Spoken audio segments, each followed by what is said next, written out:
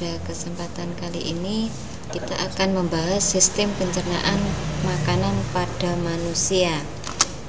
Berikut gambaran organ-organ pencernaan pada manusia, mulai dari mulut, kerongkongan atau esofagus, lambung, usus halus, usus besar, rektum, dan anus.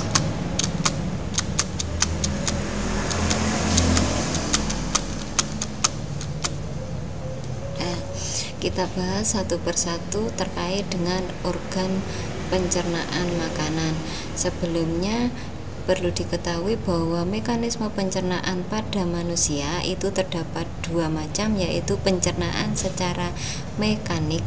Artinya di sini adalah proses pencernaan yang mengubah ukuran dari ukuran besar menjadi kecil, dari kasar menjadi halus, yang melibatkan organ-organ pencernaan makanan. Kemudian pencernaan secara enzimatis. Pencernaan secara enzimatis di sini berfungsi mengubah atau menyederhanakan kandungan dari yang senyawa kompleks menjadi senyawa yang lebih sederhana, di mana untuk pencernaan secara enzimatis ini melibatkan enzim yang dihasilkan oleh kelenjar-kelenjar. Nah, di mulut, makanan pertama kali akan masuk ke dalam mulut. Pada mulut di sini terdapat bagian-bagian yang terlibat dalam sistem pencernaan makanan. Yang pertama adalah bibir. Bibir di sini berfungsi sangat utama dikarenakan bibir memiliki peranan mencegah makanan supaya tidak tumpah atau tidak keluar dari mulut. Nah, masuk ke bagian dalam terdapat gigi yang secara umum berfungsi untuk menghaluskan atau menghancurkan pencernaan makanan secara mekanik. Berarti di sini mengubah ukuran dari besar menjadi kecil. Kemudian lidah sebagai indera perasa atau indera yang merasakan, mendeteksi rasa-rasa yang terdapat di dalam makanan. Berfungsi juga mencampur makanan, menempatkan makanan, menelan makanan. Jadi pada waktu makanan itu kita telan, lidah akan mendorong makanan, membantu mendorong makanan masuk ke dalam kerongkongan.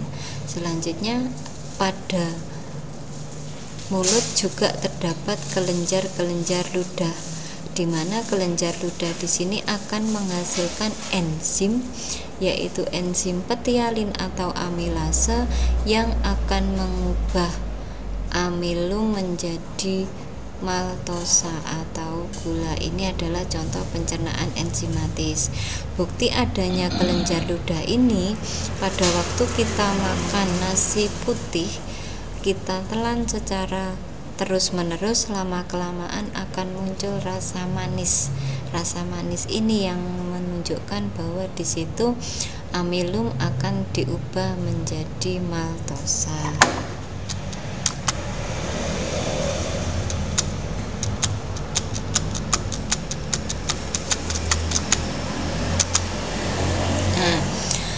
Sekarang kita uraikan bagian-bagian dari gigi. Jadi gigi pada manusia terdapat dua macam. Gigi susu ini jumlahnya 20 buah, dimiliki atau terdapat pada masa anak-anak, di mana gigi ini nanti akan tanggal atau lepas.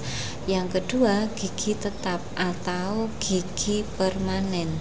Jumlahnya 32 buah, ditemukan pada gigi orang dewasa. Jadi di sini ada gigi geraham. Secara struktural, gigi geraham memiliki permukaan yang rata, yang lebar dari pangkal sampai ujung. Fungsinya adalah untuk menghaluskan, untuk menghancurkan. Kemudian ada gigi taring. Gigi taring berfungsi untuk mengoyak, untuk merobek. Dia memiliki struktur lebar di bagian pangkal, bagian ujungnya meruncing. Kemudian ada gigi seri. Gigi seri yang letaknya di bagian depan memiliki struktur lebih kecil, di mana lebih runcing atau lebih tipis mulai dari ujung sampai dengan pangkal. Fungsinya adalah untuk memotong.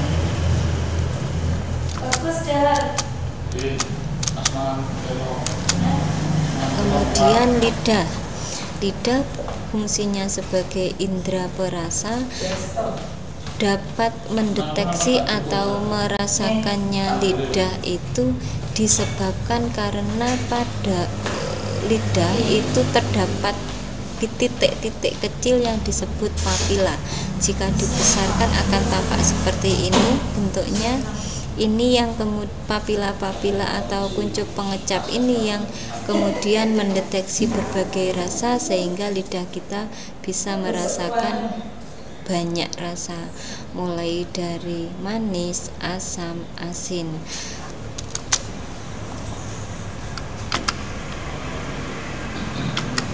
Nah, terkait dengan indera perasa, lidah memiliki tingkat sensitivitas yang tidak sama. Untuk bagian ujung ini adalah lebih sensitif pada rasa manis.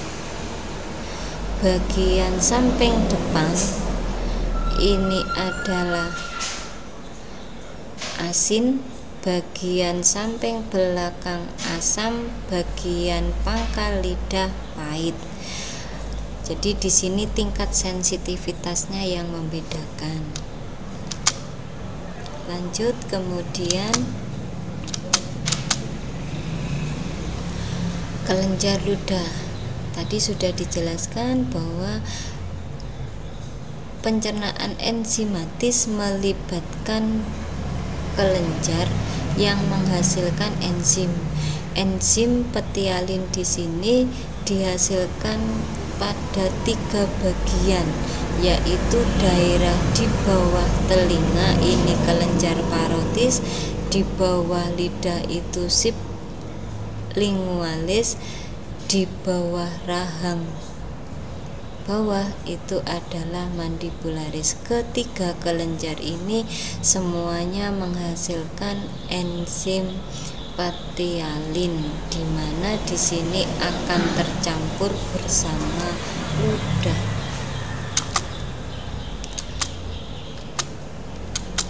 Di samping menghasilkan enzim petialin, ludah juga menghasilkan imunoglobulin A atau IgA. IgA ini yang berfungsi untuk menurunkan jumlah bakteri yang masuk ke dalam mulut. Jadi di sini apabila ada bakteri atau materi-materi yang bisa mengakibatkan atau mengganggu sistem pencernaan, di sini akan dimatikan oleh imunoglobulin A di dalam mulut. Lanjut, kemudian kerongkongan atau esofagus. Esofagus atau kerongkongan ini berupa saluran memanjang yang tersusun oleh gabungan cincin-cincin dari tulang rawan. Panjangnya kurang lebih 20 cm. Di sini terjadi gerak peristaltik. Gerak peristaltik ini yang kemudian akan mendorong makanan dari mulut menuju ke lambung. Gerak peristaltik di sini adalah gerakan yang kompleks, bisa melebar, menyempit, bergelombang, meremas, memutar. Jadi makanan turun melalui atau melewati kerongkongan, ini adalah bolus. Bolus itu adalah hasil makanan pencernaan di mulut, akan terdorong oleh gerak peristaltik, kemudian akan sampai nantinya menuju ke lambung.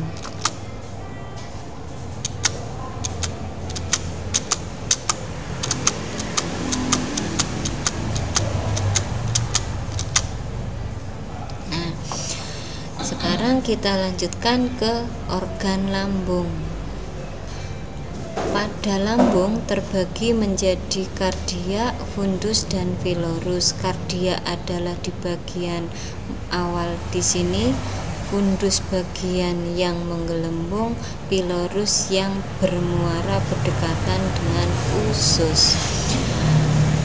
Makanan sampai di lambung akan tercampur dengan materi 1, asam klorida atau HCl. Asam klorida atau HCl ini yang memiliki tingkat keasaman tinggi, mengakibatkan pH pada lambung itu asam. Tujuan atau manfaat adanya HCl pada lambung ini adalah untuk mematikan bakteri, mematikan kuman yang mungkin terbawa pada makanan. Jadi ini yang sering dikenal dengan istilah asam lambung. Pada waktu asam lambung ini meningkat dengan tidak adanya makanan, ini yang kadang kemudian dalam kondisi yang parah mengakibatkan gangguan yang berupa MAH. Selanjutnya ada enzim pepsin. Enzim pepsin di sini berfungsi untuk mencerna protein menjadi polipeptida. Artinya di sini mulai terjadi pencernaan enzimatis berupa penyederhanaan protein yang dilakukan oleh pepsin sama renin. Sampai di lambung, makanan akan menjadi bubur yang nantinya disebut dengan kim. Kim punya sifat asam dikarenakan tercampur oleh HCl.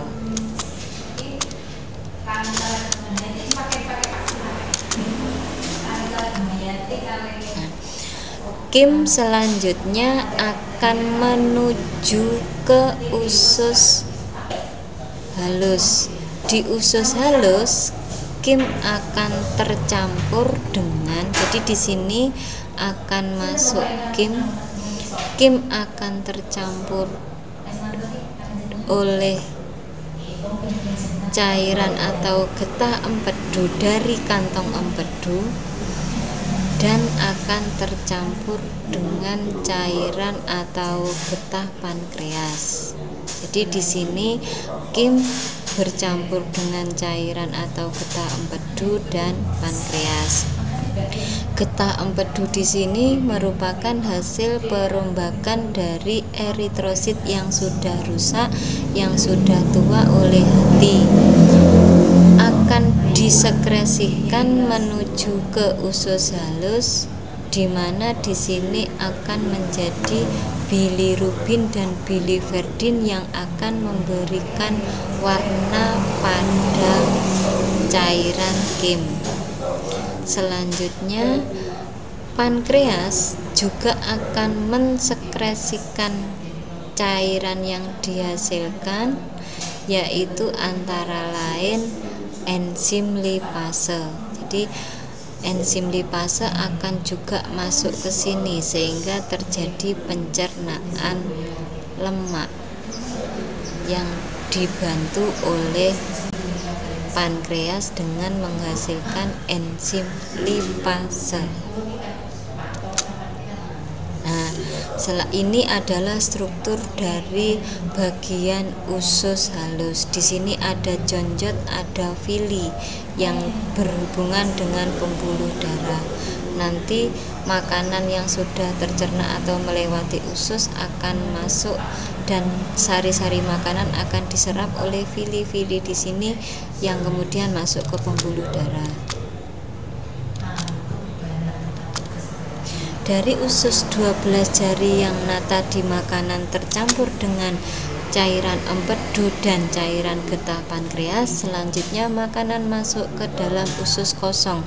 Di sini kembali terjadi proses pencernaan secara enzimatis, di mana proses pencernaan secara enzimatis akan berakhir di usus kosong.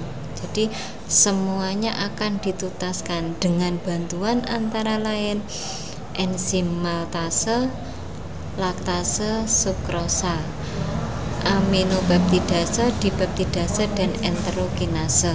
Artinya di sini pada usus kosong adalah muara akhir terjadinya proses pencernaan secara kimiawi. Hasil dari proses pencernaan secara kimiawi masuk ke usus penyerapan atau ileum. Nantinya sari-sari makanan sudah siap diserap. Jadi baru di sini nanti hasil atau sari-sari makanan akan diserap oleh vili dan mikrofili, yang kemudian vili atau mikrofili. Jadi di sini ini adalah usus penyerapan. Vili tadi akan menyerap sari-sari makanan masuk ke pembuluh darah. Sari-sari makanan akan masuk ke dalam pembuluh darah. Selanjutnya sisa dari sistem pencernaan makanan akan masuk ke dalam usus besar atau kolon. Nah, di dalam usus besar atau kolon itu nanti akan terbagi menjadi 3 bagian. Bagian yang naik, bagian yang mendatar, dan bagian yang menurun. Ada 2 proses. Yang pertama adalah proses pembusukan oleh bakteri-bakteri pembusuk yang membusukkan sisa-sisa makanan menjadi feses. Di sini dibantu oleh bakteri E. coli. Selanjutnya beberapa bakteri juga dapat menghasilkan vitamin K dan asam amino yang dapat diserap oleh dinding usus. Di sini peran bakteri pembusuk sangat dominan.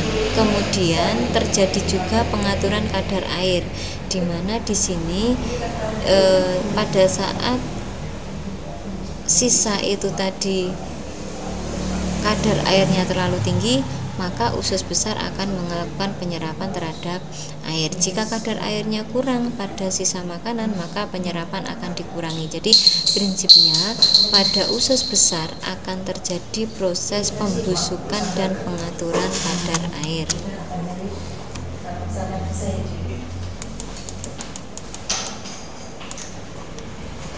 Selanjutnya,